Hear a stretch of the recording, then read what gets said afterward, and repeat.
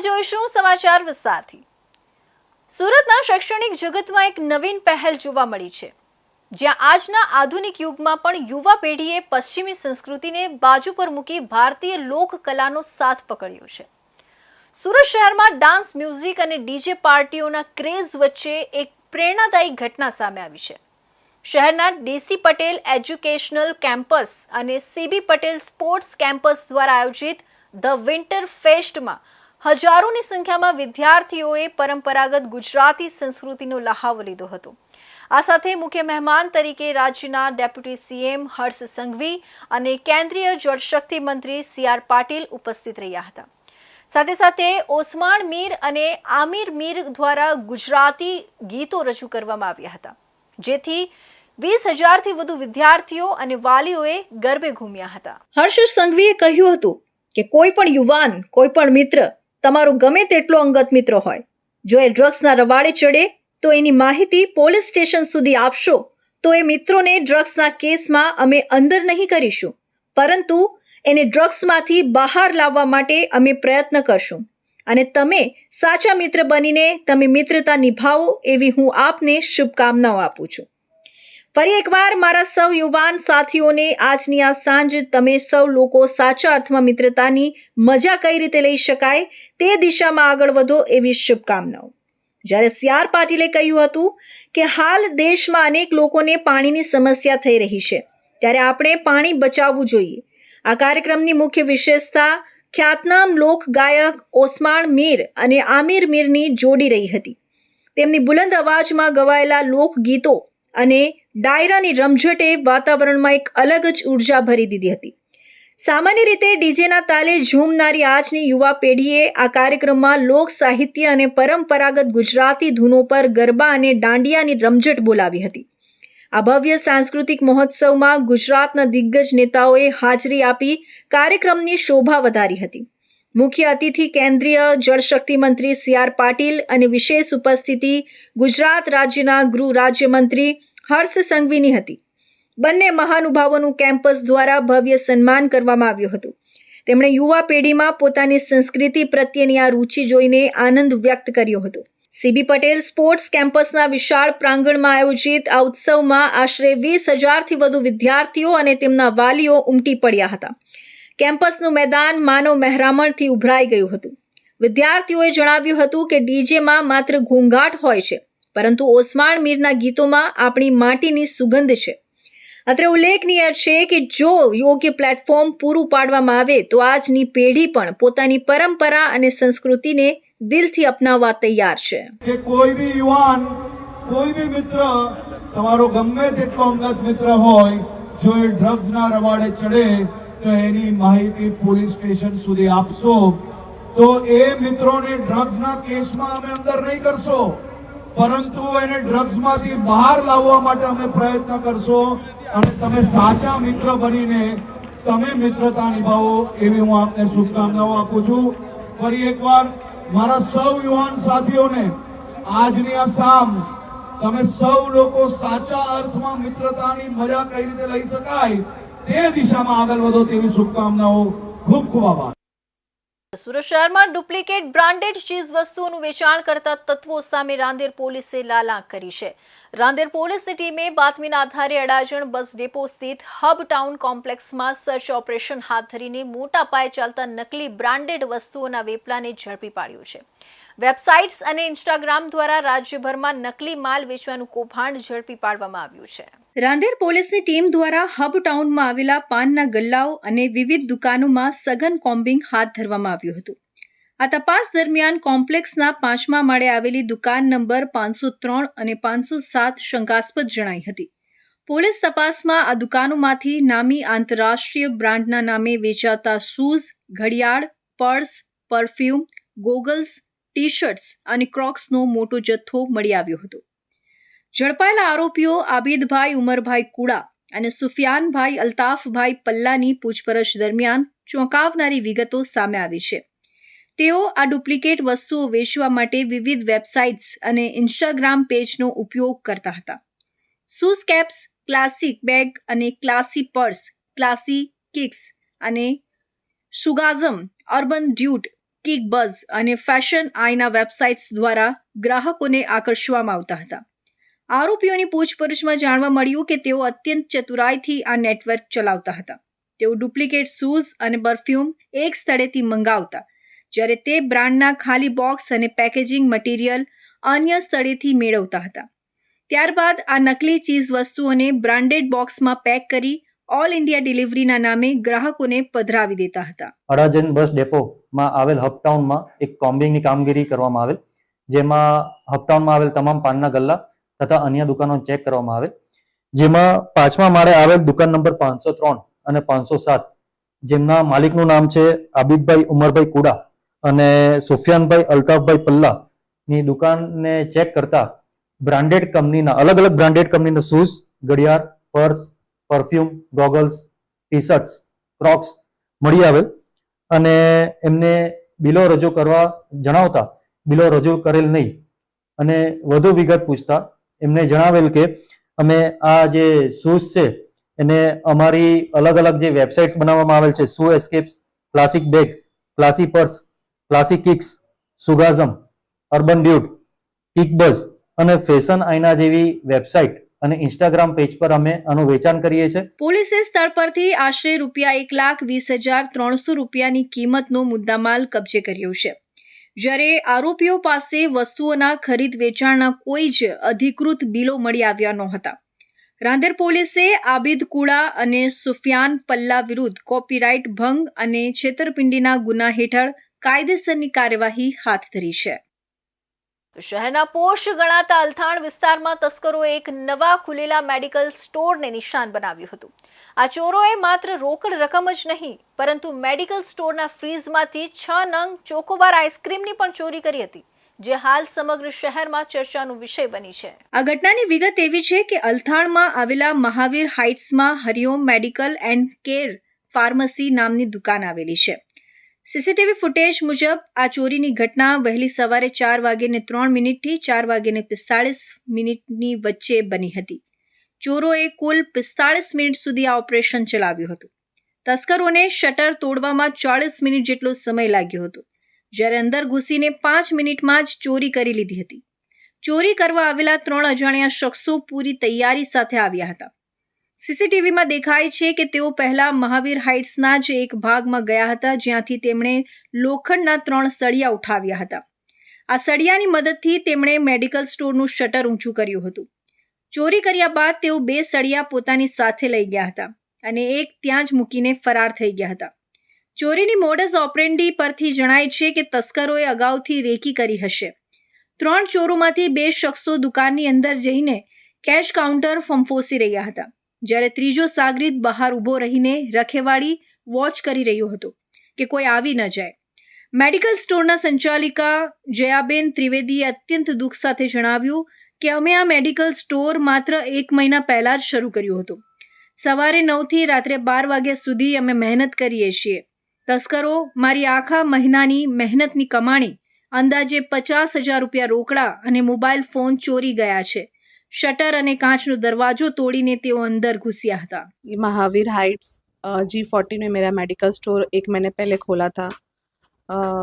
बहुत मेहनत लगती है कोई बिजनेस स्टार्ट करने में. 1 महीने की पूरी कमाई कल सुबह 4:03 से 4:45 पे 3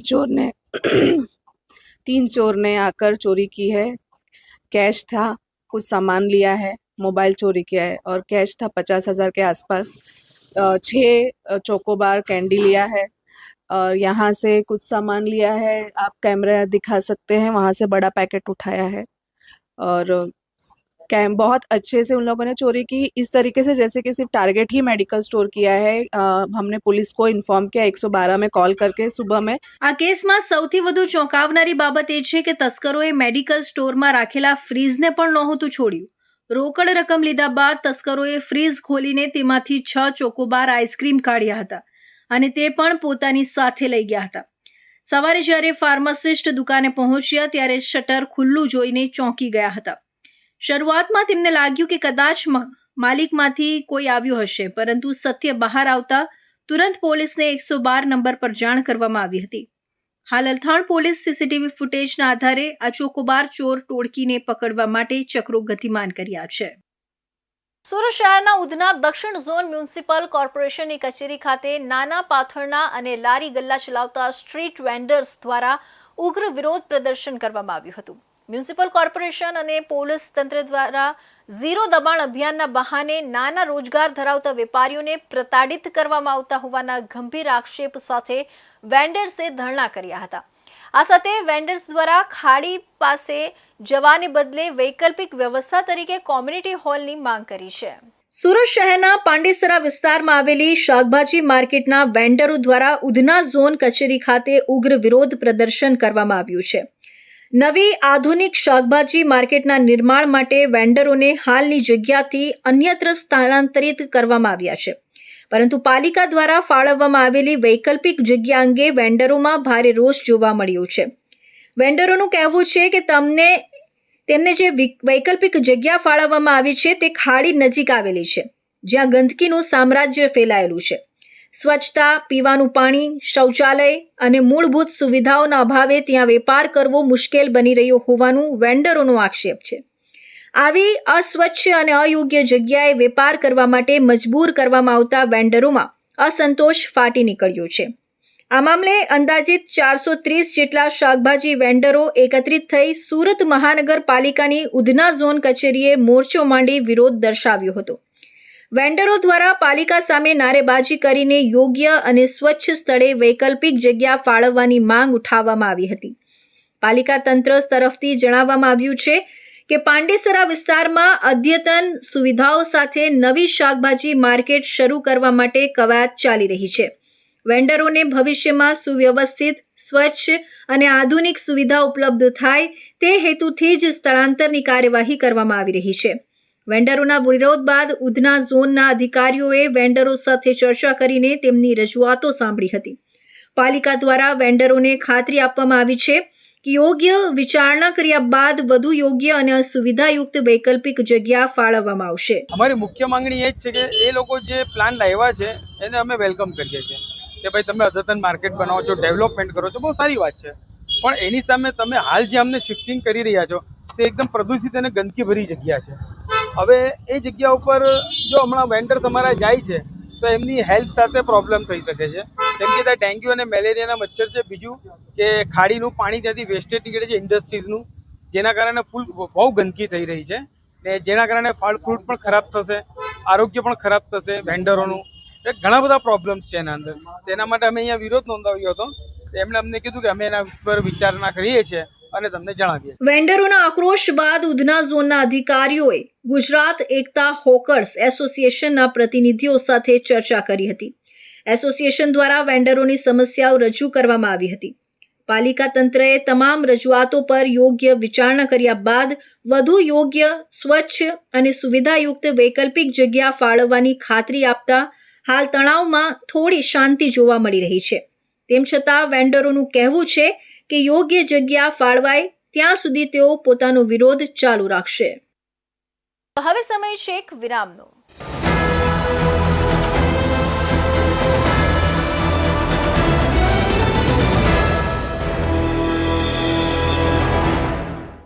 મુદ્દાઓ છે દેશના, પેનલ પર થશે ચર્ચા, વાતમાં થશે સ્પષ્ટ સંવાદ. અમે લાવીએ છીએ તમારા પ્રશ્નોને મંચ પર.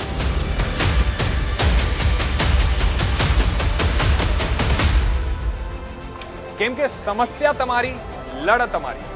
જુઓ મારી સાથે ફક્ત ઇન્ડિયા ન્યૂઝ ગુજરાત પર.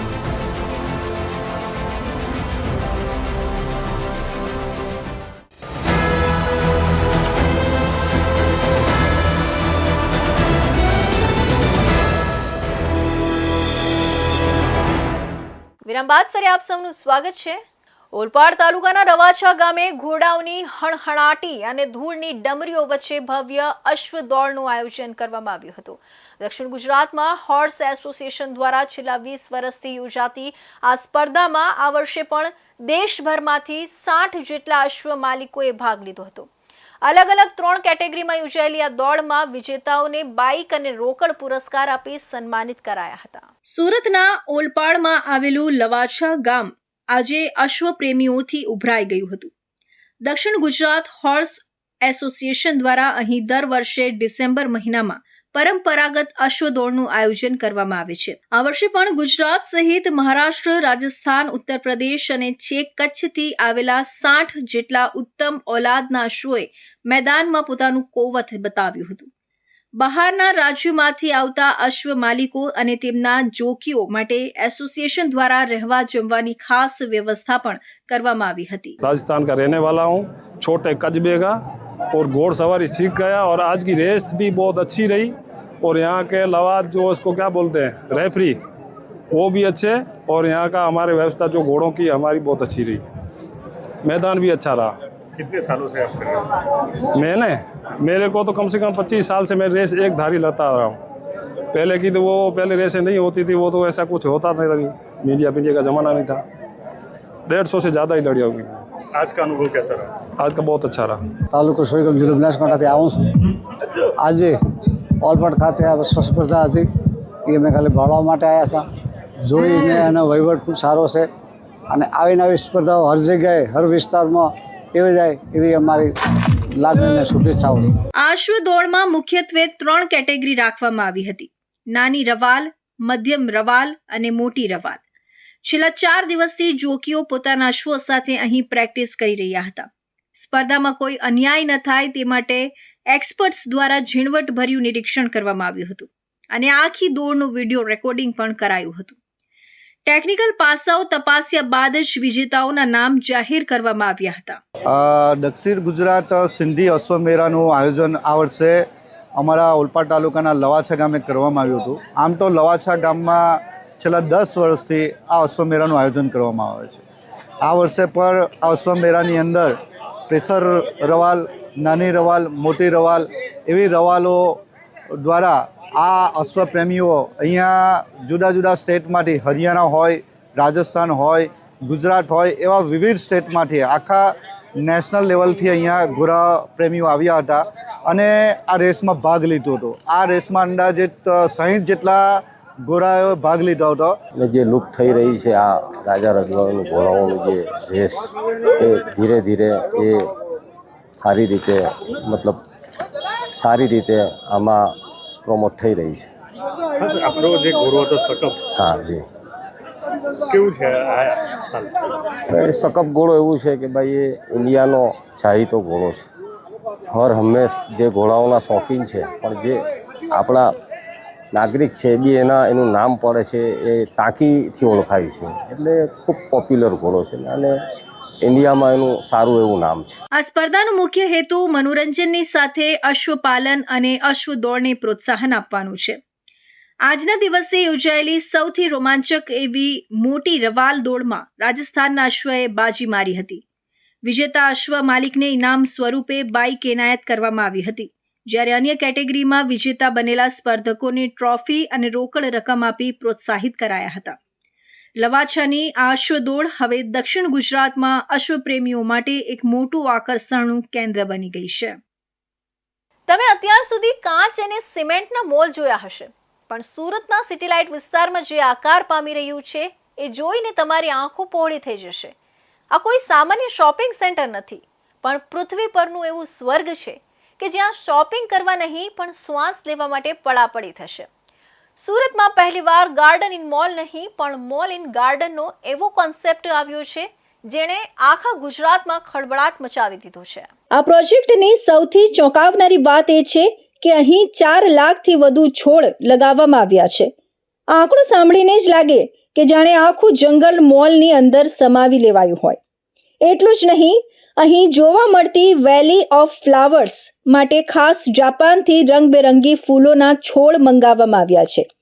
જ્યારે તમે મોલમાં પ્રવેશશો ત્યારે તમને એવો અહેસાસ થશે કે તમે સુરતની ગરમીમાં નહીં પણ કાશ્મીરની કોઈ ઠંડી વાદીમાં ઊભા છો. આ 6 માળના શોપિંગ પેલેસમાં માત્ર દુકાનો જ નથી, અહીં પગથિયા આકારના સ્ટેપ ગાર્ડન છે જ્યાં 20 અલગ અલગ કલરના ફૂલો ખીલશે. ઇન્ડોર પ્લાન્ટ્સ માટે ખાસ ટ્રોપિકલ ગાર્ડન તૈયાર કરાયું છે, જેમાં ટેમ્પરેચર અને હ્યુમિડિટી કંટ્રોલ કરવા માટે હાઈટેક મશીનો લગાવાયા છે, જેથી વિદેશી ફૂલોને પણ ઘર જેવો અનુભવ થાય. અરે નવાઈની વાત તો એ છે કે જે બેઝમેન્ટમાં લોકો ગાડી પાર્ક કરીને ઉતાવળે બહાર નીકળી જતા હોય છે, ત્યાં પણ નેચરલ પ્લાન્ટ્સનું કલેક્શન રાખીને એને જોવાલાયક બનાવવામાં આવ્યું છે. 4 માળમાં શોપિંગ અને 2 માળમાં ફૂડ મનોરંજનની સુવિધા તો છે જ, પણ અહીં આવનારી દરેક વ્યક્તિ માટે આકર્ષણનું કેન્દ્ર તો આ 6 પ્રકારના અનોખા ગાર્ડન જ રહેશે. ઓર્કિડ ગાર્ડનથી લઈને ટેરેસ ગાર્ડન સુધી દરેક જગ્યાએ તમને શુદ્ધ હવા અને કુદરતી સુગંધનો અનુભવ થશે. કોન્ક્રીટના જંગલ બની ગયેલા શહેરોમાં આ મોલ એક ગ્રીન આઇલેન્ડ સમાન છે. સુરતના ઇતિહાસમાં આ એક એવો પ્રોજેક્ટ છે જે આવનારા સમયમાં શહેરની નવી ઓળખ બનશે. હવે સુરતીઓએ વીકેન્ડમાં ફરવા જવા માટે ક્યાંય દૂર જવાની જરૂર નથી, કારણ કે આશીર્વાદ હાઈ સ્ટ્રીટમાં આખું કાશ્મીર ઊભું ઉતરી આવ્યું છે. પ્રકૃતિ પ્રેમી MD ગોપાલભાઈના વિઝનથી તૈયાર થયેલા આ મોલમાં કુલ 4 લાખથી વધુ છોડ લગાવવામાં આવ્યા છે. આ ગ્રીન બિલ્ડિંગની જાળવણી માટે 200 લોકોની ટીમ છેલ્લા 6 વર્ષથી મહેનત કરી રહી છે, જેમાં 100 માળી, 50 સિક્યોરિટી અને 50 हाउसकीपिंग स्टाफ नो समावेश થાય છે. ये आशीर्वाद हाई स्ट्रीट सिटी लाइट में है. शॉपिंग सेंटर है. 6 माले का शॉपिंग है, जिसमें 4 फ्लोर शॉपिंग है और 2 फ्लोर जो फूड और एंटरटेनमेंट के लिए है. इसमें जो है 6 तरह के गार्डन है. पूरा ग्रीन कॉन्सेप्ट है. इसमें टेरेस गार्डन है, स्टेप गार्डन है, फिर ऑर्चिड का गार्डन है, वैली ऑफ फ्लावर है और ट्रॉपिकल गार्डन है. और उसके साथ जो है यहाँ पे बेसमेंट में भी पूरे नेचुरल प्लांट्स लगा रहे हैं. इसमें टोटल 4 लाख पौधे लग रहे हैं. इसमें जो है स्टेप गार्डन में हमने कहना के जो है जापान से मंगवाई हुई वेराइटी है, जिसमें 20 कलर के फ्लावर है. इसके अंदर बाकी वैली ऑफ फ्लावर, उसमें भी कलरफुल फ्लावर के जो बहुत सारे प्लांट्स है. इंडोर प्लांट्स है, आउटडोर प्लांट्स है. इंडोर में जो है ट्रॉपिकल गार्डन बन रहा है, जिसमें टोटल टेम्परेचर कंट्रोल और ह्यूमिडिटी कंट्रोल रहेगा. ऑर्चिड का गार्डन बन रहा है, जिसमें ऑर्चिड के सारे वेराइटी रहेगी. और नीचे बेसमेंट और में जो है इंडोर प्लांट्स का एक अच्छा कलेक्शन रहेगा. આશ્ચર્યની વાત એ છે કે અહીં પાર્કિંગ અને બેઝમેન્ટ જેવા વિસ્તારોમાં પણ કુદરતી છોડનું વિશાળ કનેક્શન રાખવામાં આવ્યું છે. ભવિષ્યમાં આ પ્રોજેક્ટ સુરતની એક નવી પર્યાવરણલક્ષી ઓળખ બની રહેશે. સાયબર ક્રાઇમ સામે ચાલી રહેલી કાર્યવાહી વચ્ચે પોલીસે એક મોટા ઠગાઈ નેટવર્ક પર પ્રહાર કર્યો છે. અલગ અલગ 4 રાજ્યોમાં સાયબર ફ્રોડના 5 ગુનાઓમાં વોન્ટેડ રહેલા આરોપીને ઝડપી લઈને પોલીસે મોટી સફળતા મેળવી છે. 5,000 રૂપિયાનું ઇનામ ધરાવતો આરોપી કરોડો રૂપિયાની ઠગાઈમાં સંડોવાયેલો હોવાનું તપાસમાં ખુલ્યું છે. આરોપીના બેંક એકાઉન્ટ મારફતે દેશભરમાં થયેલા સાયબર ફ્રોડના મોટા આર્થિક વ્યવહારોનો પણ પોલીસે પર્દાફાશ કર્યો છે. સાયબર ક્રાઇમ સામે ચાલી રહેલી કાર્યવાહી વચ્ચે પોલીસે મોટી સફળતા હાંસલ કરી છે. અલગ અલગ 4 રાજ્યોમાં સાયબર ફ્રોડના ગુનાઓમાં વોન્ટેડ રહેલો આરોપી શૈવિન પુંભડિયાને પોલીસે ઝડપી લીધો છે. આરોપી ઉપર ₹5,000નું ઇનામ જાહેર કરવામાં આવ્યું હતું. પોલીસ તપાસમાં ખુલ્યું છે કે આરોપી શૈવિન પુંભડિયા વિરુદ્ધ સમગ્ર દેશમાં સાયબર ફ્રોડના કુલ 5 ગુનાઓ નોંધાયેલા છે. આ ગુનાઓ મધ્યપ્રદેશ, ઉત્તર પ્રદેશ, દિલ્હી અને તેલંગાણા સહિતના રાજ્યોમાં નોંધાયા હોવાનું સામે આવ્યું છે. આ તમામ ગુનાઓમાં આરોપી મુખ્ય ભૂમિકા ભજવતો હોવાનું પ્રાથમિક તપાસમાં બહાર આવ્યું છે. તપાસ દરમિયાન પોલીસને આરોપીના નામે યુનિયન બેંકમાં ખોલાયેલા ખાતાની માહિતી મળી આવી હતી.